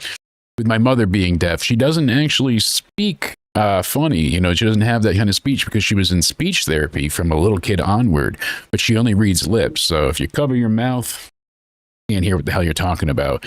I used that to my advantage as a kid. But basically, this is all about, the dissolving of the No Quarter Catch crew. He's basically, Miles Bourne is arguing that Charlie should be here, and I don't know what his problem is. And Tavon is basically saying he's not here because he's pissed at me for teaming with someone outside of the group. And, you shouldn't have done that, Miles. And he's like, don't worry, I'm going to be in the Battle Royal no matter what, Charlie thinks. And that's when Tavon said, what's up with him? And she's like, Charles is a complex man. So not really a thought, but they're trying to at least add a little bit more story to the 25-man Battle Royal #1 contendership match next week on NXT. That I'm going to be, like I said, we're excited for. So, that'll be interesting to see who wins. Yeah. Hank and Tank are from the NIL program, just showing that has been a big success for them. Now we're seeing more with the ID program, LFG, Evolve, all of these things getting involved while being, having this working relationship with TNA, acquiring AAA. Apparently, AAA said that just one of WWE's TV productions, how much it costs them to run, costs more than their entire yearly budget of TV productions. Jeez. So AAA now is going to get better cameras, better equipment. There is a huge benefit to them getting this, and they said that a lot of things are going to change for the better with WWE purchasing them. So I'm excited to see where that goes. Me too. Then I'm excited for a lot of things. Absolutely. There's a lot to be looking forward to, especially in NXT. A lot I'm really excited for, and I like that, Battleground is just shaping up to be a hell of a show. And we got Dark State. Yeah, it's going to be good. Backlash is shaping up to be a interesting show. No doubt about it. So we'll see what happens, but we'll see what happens on SmackDown. Yeah. I'm trying to go ahead and then we go ahead. Like I said, we get the Dark State. That's right, Dark State. They're cutting a promo. So they have the lights off in the arena, then they're flashing, the strobes come up, and they're all just basically saying, we whooped the shit out of Joe Henry, and that's all that matters. Pretty straightforward. We got a Chase U skit before the main event. As we mentioned earlier, we have a new Chase U class. He said that Ridge made him, lose everyone that he originally worked with to build up Chase U. But that's okay because it's a new day and never say never. And that's when Connors and Dixon show up very late. And Chad, as they called him, is basically saying, hey, these guys were supposed to be here on time. They're supposed to be here at 9 o'clock. You told me 9. It should be 10. And that's when Chase told Chad to go and himself. He's like, fuck you and fuck your questions. Literally, direct quote. And Mr. Chase with the potty mouth, he says, yeah. He's like, it just feels right. Everybody started cheering. That was it. Chase U back. And Andre Chase is in his, his Bobby Knight inspired rants. Yes. I liked Chase U, but bringing them back feels very lazy in a way because it's like, all right, I like the way they ended the story of Chase U. They had everyone go on to succeed, to bigger and better things. Mostly. Some people might have gotten let go. Won't talk about it. Mm-hmm. But then they had Andre Chase doing this depressed Fallout version of his character. And it's like, oh, well, that's not working. I guess we'll just make you Mr. Chase again. It's not exactly screaming creativity, but I'll give it a chance. We'll see what comes of it. So we'll see what happens. And this is one I'm not too excited about, but out of everything tonight that did work, then we get a great backstage segment between Kalani Jordan showing up to basically trash talk Sol Ruca and Zarya. She's like, hey, I defended this title every week. I was always defending it as a strong and defensive champion. And, Sol is just about to say, fine, I'll give you a title shot next week. And Zarya, pissed off, cuts in. And she's like, hey, Sol's not throwing around title matches like that. If you want to face Sol, you got to face me first. So now next week, as well as the 25-man battle royal for the #1 contendership to face Obafemi at Battleground, we have Kalani Jordan taking on Zarya. Sign me up for that. Going to be badass. Mm-hmm. Yep. And then we apparently get Corey Graves is expecting another kid. Oh boy. Really? Wow. Congrats to him then. Yeah, I just saw that. That just popped up on Twitter for a second there. I was going through Twitter. Well, congrats to Corey Graves and Carmella then. Carmella. There we go. Absolutely. Hey, it works for them, and we'll see what happens. Is it a boy or a girl? Could be a little bit of both. You never know with those two. But what Hollywood parties? What Hollywood parties are they involved in? So, speaking of fun, we got TNA champion Joe Hendry in the back. He's taking care of his injured shoulder. Do you believe? I do believe, and that's when Hank and Tank show up after successfully defending their titles, and they said, "Hey, I'm going to go ahead, and you guys ever need backup, we're your man." So Hank and Tank side with Joe Hendry to take on Dark State next week in a 6-man tag. So that's the third match we had previewed for next week. Damn. Excellent. Sign me up. So Joe goes at the end to do the honk honk, and he's got to switch his shoulder, puts the title on the other spot and does it, sore, but plays along. I'm excited. That's going to be a great match. I'm curious if Joe Hendry gets involved in the Battle Royal to take out Trick. Does Trick get involved in his match to screw him over with Dark Fate, or Dark State, as I should say? I keep wanting to call him Dark Fate. Either which way, I'm looking forward to next week. More Joe Hendry. That Battle Royal should be excellent, especially giving some new and younger talent a chance to shine.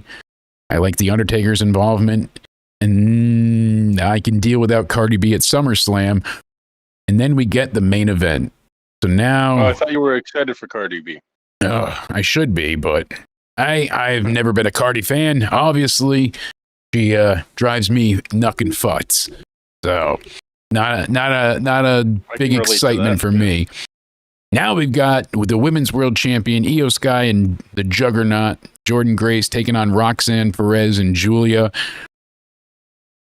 I know it's later in the match, but I want to make sure I don't forget it. There's a point in time where Roxanne goes for Pop Rocks on Io, and Io reverses it. Roxanne and Julia on the main roster now? Sorry to interrupt, but... No, they're on... They're one report that we read from SE Scoop says, yes, they're finally officially on the main roster. Another report says, no, wait, they're still officially only on the NXT roster and just being featured on the main roster to build for Evolution. So your guess is as good as mine. I don't know if their call-up is official or not yet.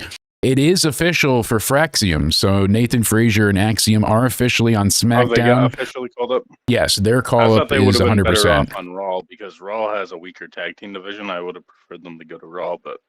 Instead of making Raw's tag team division strong, I think they're instead trying to make SmackDown's amazing tag team division even better.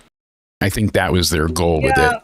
And they're evening that out by doing that. I wanted to see Fraxium on Raw, but, Yeah. Dip, potato chip. Shout out to Ray Rock and everybody else in the chat. Thank you guys so much for hanging out. Coming to you live and in 4K tonight. That's right. Sorry about the audio snafu earlier. I don't know why XSplit decided just to not let any of my audio go through, but at least we figured it out early on and were able to remedy and rectify it. So... Imagine they trolled you, didn't let you know, and you had to go the whole show with show with audio. I've done that once before, so it wouldn't be the first time. But that was around like 9 years ago, so I've gotten better at testing things. I had tested it before we went live, and everything was fine. So there was a point in this match that Roxanne goes for Pop Rocks, and Io Sky goes over for the first part of the Destroyer, but then does a backflip to counter it. It was incredible. Love that. Right early on, you've got Io basically just beating the hell out of Roxanne. Grace eventually tags in, and she picks up Io and just throws her onto Roxanne for a great near fall. That was funny. I like them playing up, Big Mama Pump, as the crowd chanted, her extreme strength, and Io's, gift of the sky, as they say. They team together very well. I wouldn't mind seeing them team together in the future, but they basically, you had Perez distracting the ref, and this is when Julia starts using some of that heel heat. She's scratching the eyes and, taking down Jordynne Grace. It works for a little bit because now Roxanne, she tags in and she's just stomping in the corner, stomping a mud hole into Jordynne Grace. And that's when she hits her with a big leg sweep, gets a quick near fall. And that's when Grace starts to power through, gets back up, and she slams Roxanne and Julia into each other, gives them both a Northern Lights suplex. Love that. Io's able to tag in, and she hits them both with a big, big drop kick. Love that.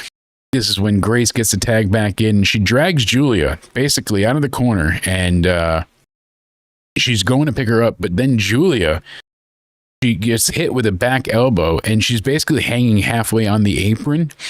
And that's when basically Roxanne comes in and she drags Julia away, and she ends up tripping Io and Grace off the apron. They fall. We go to the commercial break. So it was a good way to kind of, save Julia and get into the break spot. We come back, and the heels are just using a bunch of quick tags to keep, they're just trying to keep them from being freshed out. So they're keeping Io in the ring, not letting her tag Jordynne in. And finally, she starts getting some kicks in, and she hits a big bulldog. Oh, but can't get the hot tag yet. Finally, she ends up hitting a good backbreaker on Roxanne, but takes herself out in the process. And that's when finally she gets the hot tag on Jordynne Grace. She comes in like a freaking house of fire and cleans house. She goes ahead and she hits a really cool, like the cartwheel Death Valley driver. And as she does that, basically Julia gets a gigantic German suplex on both of them. You know what I mean? So Grace grabs her from behind, and she gives both of them this huge German suplex. She gets a 2 count on Julia. Love that. Io gets back in, and it isn't too much longer where, Roxanne tags in blind, and we had the ending sequence of this where these two girls just killed it. They're going back and forth, and eventually, like I said, we had that really cool reversal. In the end, Io ends up reversing, like I said, the sunset flip as well into a big roundhouse. And she gets up onto the top rope, hits the moonsault, gets the victory. Amazing tag match. I really loved this one. It was just a ton of excitement, and really, really my favorite match of the night. Just tons of action, nonstop. Just nonstop, not just powerhouse moves, but good heel tactics. They, like I said, they would split the ring. They'd keep using quick successive tags to make sure that their opponent couldn't get the hot tag. It was just very well wrestled, looked amazing. And obviously they're focusing on the women heavily because of the Evolution pay-per-view as well, but they still have the best women's division in all of wrestling. And that's when they cut to Ava, because we have yet to see Stephanie all episode, and she's backstage. She's talking with Ava, and she wants to know who her next challenger is going to be. And she's like, well, I was going to have you pick between either Jordynne Grace or Julia, but now I already know who you're going to pick, so I'm going to book them both in a number 1 contenders match next week, and we'll see. Whoever wins that match will face you at Battleground. So 4 really big matches announced for next week. I'm excited. We got the 6-man tag. We've got the women's, as we just mentioned. We got the 25 Battle Royale. It's going to be a great week of NXT next week. And I appreciate them consistently not only getting through this episode and giving us a good show here, but also consistently giving us a reason to want to tune in for next week. That's one of the things that AEW was lacking for a long time, because we were just not seeing anything really that would tell us what's going on. Never mind on next week's Dynamite, but that Dynamite. We wouldn't get things announced till minutes before, and then it would be changed. So you didn't know what to expect. And a lot of times we don't know what's coming up on the next show or the week after. So to have everything pretty much laid out for us, I'm really excited. All in all, It was my favorite match of the night. So yeah, the women killed it. Absolutely. And then we see women always doing great things, and yeah, can expect them to put on bangers, and So, like I said, we've got that great number one contenders what would you match. Recommend me going back and watching the most? What was your favorite thing of the night? What was your least favorite thing? Favorite would definitely be the women's tag match to end the show. I would also highly suggest you watch the men's tag match. They were a little light on wrestling this week. The Sol Ruka match was probably my least favorite because I expect so much more from her. Heavy. And yeah, there was a lot of promos, a lot of building, and it was good for the most part, but no, not at all. Ricky Sane started off hot with a really good title win, but it wasn't anything to write home about. It was a very good wrestled match. Him and Lexus King killed it, but it wasn't one that I'd be like, oh, you have to see. AEW Dynamite looks like a boring show, so...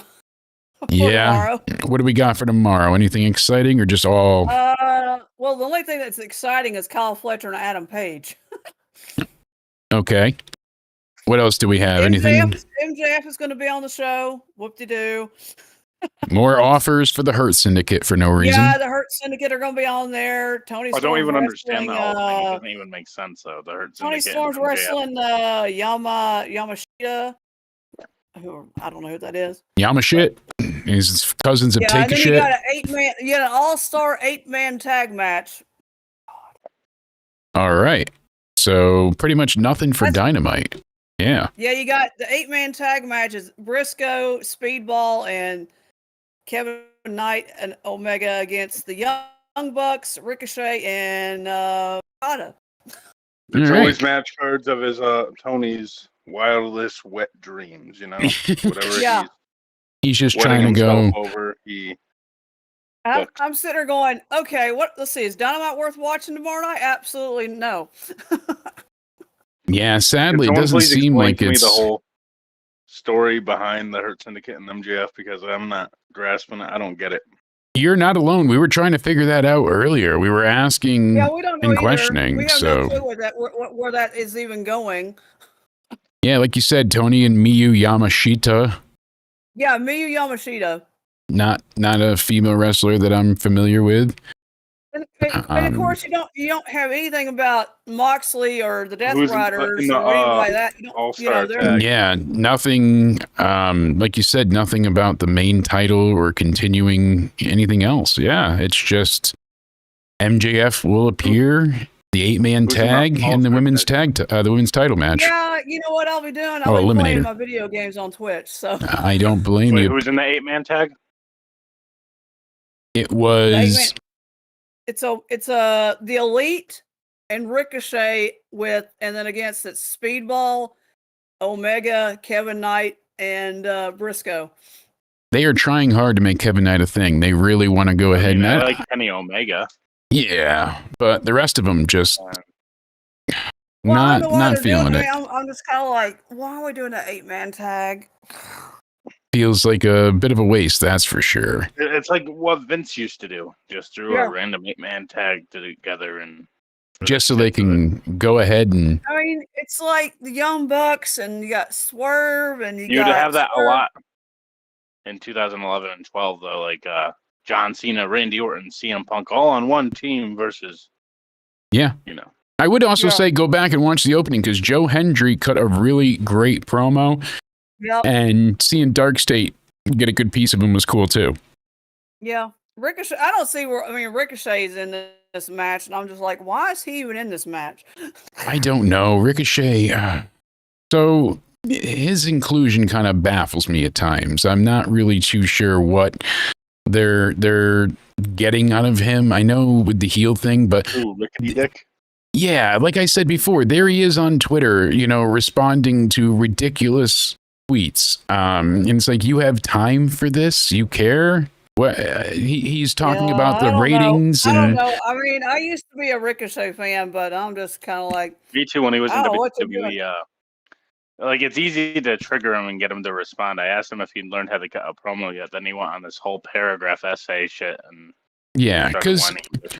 NXT last week got 686,000 viewers, and that week Collision only got 303,000. So I don't want to hear like they were doing great, but the tweet that was put up says 707,000 viewers for AEW Collision. NXT gets 686, and they said the NXT streak is broken. And I know for sure.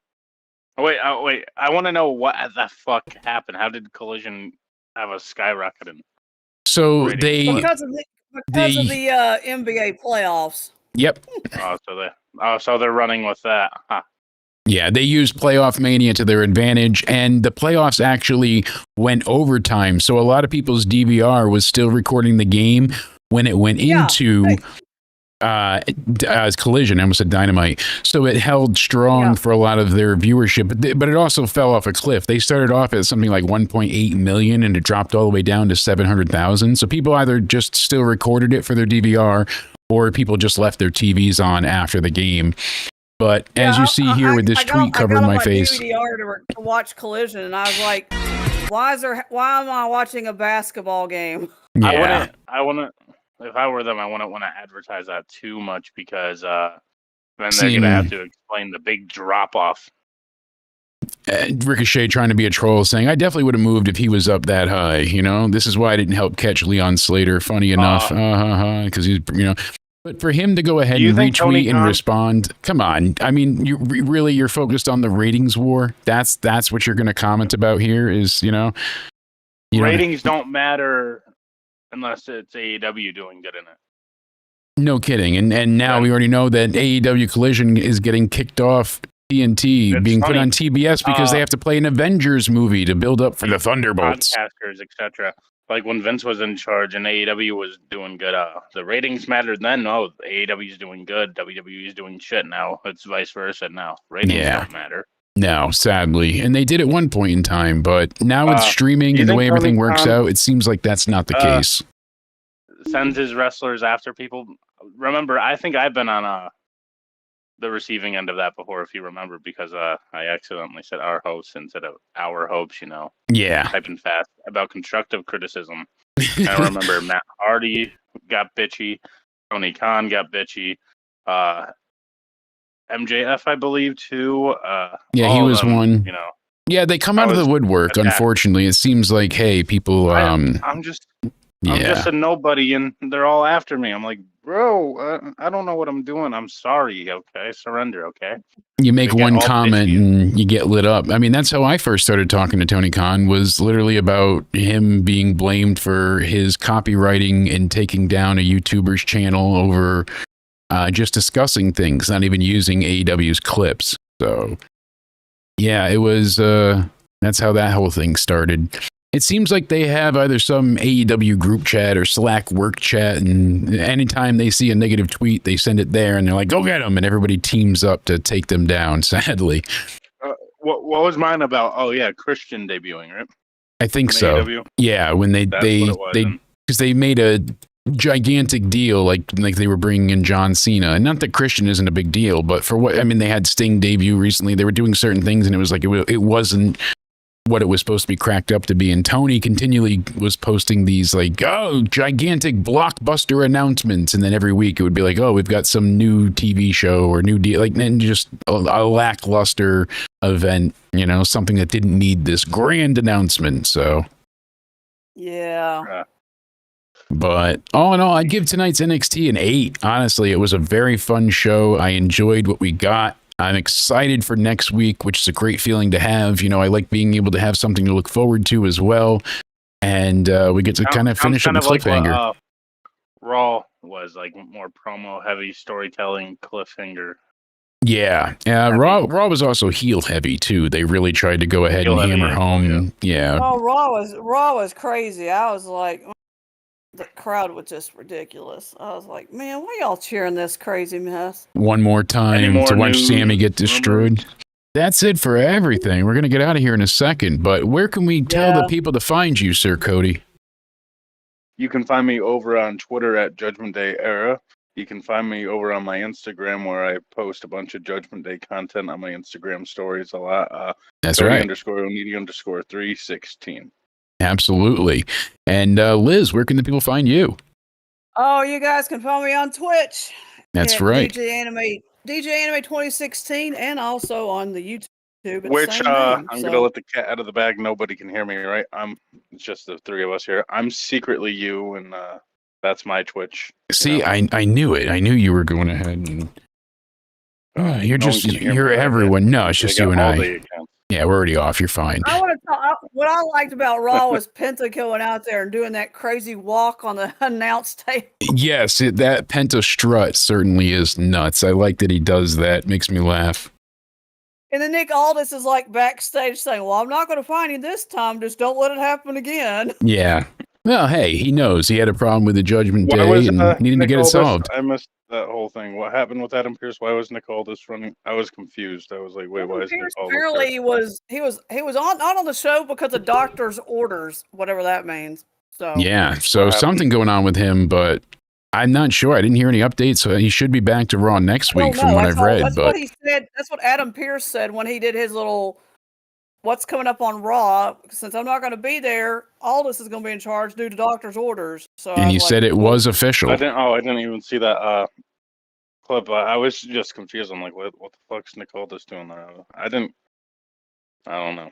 Yeah, so they had him kind of filling in, but Aldis will be there Friday, and then Pearce will be back on Monday to make things even more official. Did Aldis really do any better? Because I saw the debate. Did Nick Aldis do better than Adam Pearce? But Nick Aldis let that chaos pursue at the end of Monday Night Raw. I don't think he did better. I just think he did very well. It wasn't like miles ahead of anything, but he did well. So he still, I think they're about equal, honestly. Both former wrestlers, both can still go. They're teasing the Lucha. They're already teasing the Lucha Bros. Here's some logic out. You're a temporary manager for like one night, and you can just grant your top women's star weeks off. You can just grant. Apparently, he said it was cleared with the higher ups. So yeah, I mean apparently the paperwork was good, and of course Dominic's always going, "Well, I need time off too," and I'm like, "You ain't getting time off." I'm the champ because I'm the champion and I can do what I want. Exactly. Go ahead and rock it that way. She got it cleared. She's going to film. She's going to make them them bucks. People are already doing the speculations that Dom will cheat on her, but I don't think that's the case because Liv was trying to get Dom time off with her. So I don't think they're going to go that route. I don't think so either. I think they want to go ahead and keep them together. They might turn them all face. We'll see.